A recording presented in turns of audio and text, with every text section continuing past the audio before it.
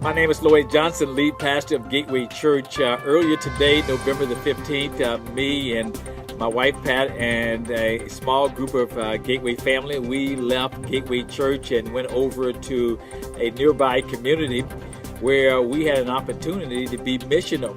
A number of us gathered together and we met in a community rec center at a location there where we were able to bless a number of families that were there on location with us with a Thanksgiving basket or bag that contained enough to sufficiently supply for a small Thanksgiving dinner. We were met graciously. We had a good time, had an opportunity to really share with a number of them about the hope that we had for them during the season of giving. And most importantly, we prayed for them and blessed them in the name of our Lord. And so I just want to give a shout out to everyone who helped to make this happen. Not only those who were with me this morning and my wife Pat, but also those who gave generously into the Harvest Food Drive in some way. Those who helped to prepare the bags that were taken on location. Everybody helped to make our Harvest Food Drive what it was. And